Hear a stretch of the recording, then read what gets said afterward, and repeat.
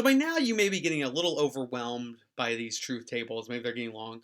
And what we're going to now do is we're going to take those statements and we're going to compare them. So if you have statements that have the same letters, like they have A, B, and C, or P, Q, and R, you can then use those to compare another statement that has those same symbols. And what you'll find is if you do truth tables and you look at the truth value whenever P is true, Q is true, and R is true, and then you do it for when it's P is true, Q is true, and R is true in the other statement, you can compare them. And sometimes what you'll find is you'll find that the statements are logically contradictory. Whenever one's true, the other statement's false. So you know they contradict each other. Sometimes you'll see that they're logically equivalent, meaning these are essentially making logically equivalent statements. They're saying the same thing because whenever one's true, the other one's true. And sometimes you'll find that they're true at the same time, and sometimes you'll find that they're never true at the same time. And if they're never true at the same time, we call them inconsistent.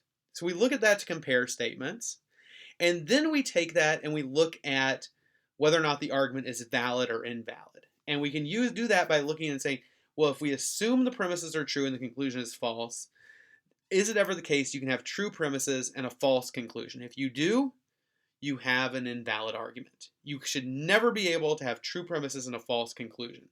And so you can then evaluate it using a very big truth table, arguments themselves. In order to save a little bit of time, we do indirect truth tables. Some people like them. Some people find it just a little bit too complex, but both of them are work. You'll learn both. You'll go through both. I think they're both good things. They help, the indirect help you, and I think especially the adaptive software helps you to understand this process a little bit better if you do the indirect truth tables. But however you do it. But the basic idea is what you're looking for is you're trying to find basically an argument where you have true premises and a false conclusion. If you do, you've proven the argument is invalid. If you don't find that, then you've found the argument is valid, because invalidity is essentially what you're looking for and to prove that it's invalid. And so we can use these truth tables to actually evaluate deductive validity and invalidity.